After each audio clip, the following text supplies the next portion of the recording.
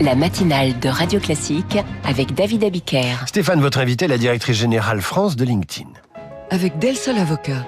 Del Sol Avocat, donnez toutes les chances à votre entreprise. Bonjour Fabienne Arata. Bonjour Stéphane Pedrazi. Bienvenue sur Radio Classique. Vous allez parler cette semaine lors de votre événement Talent Connect de la transformation du marché du travail, notamment en matière de recrutement. De nouveaux outils permettent notamment de filtrer les candidatures et donnent un gros coup de main aux recruteurs, mais est-ce que c'est aussi dans l'intérêt des candidats ?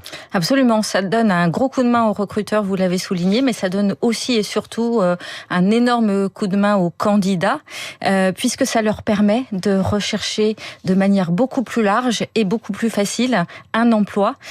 Aujourd'hui, 2/3 des professionnels peinent à identifier le nouveau titre ou le nouveau poste auquel ils souhaiteraient candidater pour un certain nombre de raisons sur lesquelles on pourra revenir.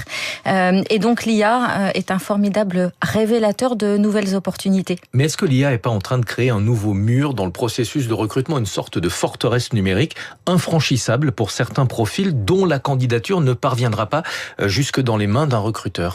Alors il y a effectivement une certaine contradiction parce que certains professionnels estiment être mal préparés ou en tout cas peu formés à l'utilisation de l'intelligence artificielle. Pour autant, plus de 50% d'entre eux envisagent de l'utiliser dans leur processus de recrutement.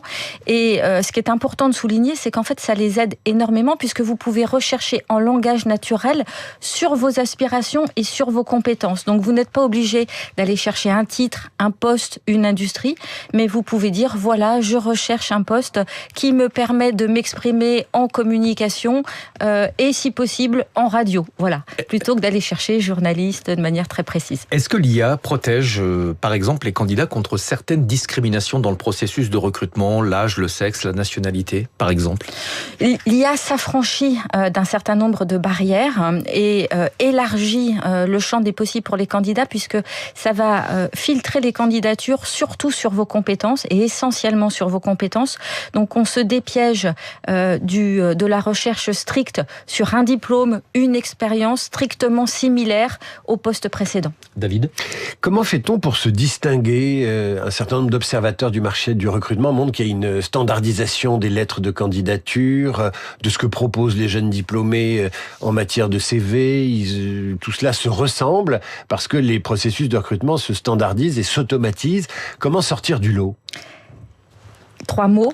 Les compétences, les compétences, les compétences. En fait, l'ensemble des recherches de tous les recruteurs maintenant et de la plupart des entreprises se fondent sur les compétences, qu'elles soient techniques, métiers ou comportementales. Et c'est la raison pour laquelle les entreprises ont maintenant la faculté d'étendre leur vivier. Et donc, je vais aller chercher avant tout un portefeuille de compétences plus qu'une expérience strictement similaire ou un diplôme. Et donc on ouvre à beaucoup plus de diversité générationnelle, diversité de genre, et on a la possibilité de repérer des profils qui n'étaient pas identifiables auparavant. C'est ce qu'évoque aujourd'hui plus de la moitié des recruteurs qui utilisent l'IA. L'intelligence artificielle va profondément changer le marché du travail. Certaines professions, on le sait déjà, sont directement menacées. Comment est-ce qu'on peut rester employable ? Encore une fois, les compétences. Aujourd'hui, effectivement, il n'y a plus de corrélation strictement linéaire entre un parcours, un CV, un diplôme. Mais on voit que les reconversions, les mobilités internes, les changements d'industrie, les changements de métier sont de plus en plus nombreux. Et c'est d'ailleurs une opportunité pour l'économie et pour un certain nombre de filières.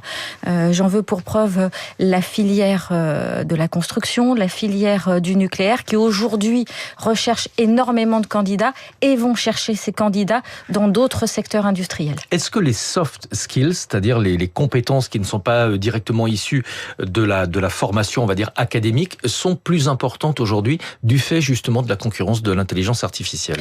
Alors oui, du fait, non pas de la concurrence de l'intelligence artificielle, mais de la manière dont l'intelligence artificielle transforme tous nos métiers. Je vais vous prendre un exemple, celui du recruteur.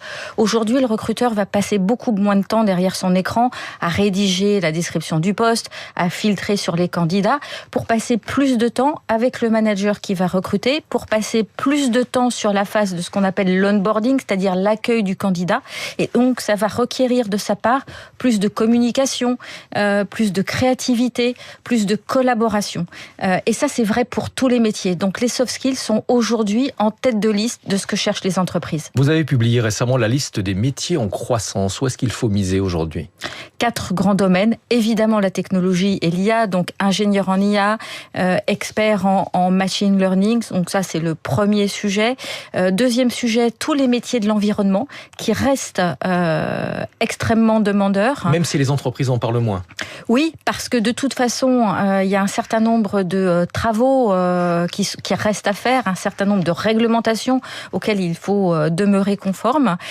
Troisième grand sujet, l'ensemble des métiers d'aide à la personne, les métiers du social, et puis les métiers de la fabrication, de l'industrie, avec des filières qui restent pénuriques telles que celles que j'ai évoquées précédemment. Et puis la revanche, évidemment, des métiers manuels. On a eu l'occasion déjà d'en parler. J'aimerais qu'on termine sur une population qui est difficile à recruter, ou en tout cas qui est différente. C'est la génération Z. Pourquoi est-ce qu'elle est difficile à recruter, à onboarder, comme vous dites, c'est-à-dire à intégrer dans l'entreprise? Alors, je ne suis pas persuadée qu'elle soit difficile à recruter. En revanche, eux estiment qu'il est plus difficile pour eux de trouver un emploi. Plus de 76% d'entre eux nous évoquent récemment que cette année, ils ont des difficultés à trouver un emploi. Et c'est justement parce que les repères que nous avons évoqués précédemment changent.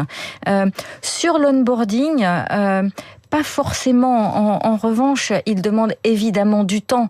Ça demande de la bande passante d'onboarder quelqu'un qui va chercher ses repères dans l'entreprise, chercher ses bases et puis démarrer sa vie professionnelle. Mais ils ne sont plus carriéristes, les jeunes aujourd'hui, dans la majorité. C'est ce que nous disent en tout cas les enquêtes. Alors, ce que nous disent, nous, les enquêtes, c'est que ce qu'ils recherchent, c'est du sens. Et ça, c'est pas nouveau.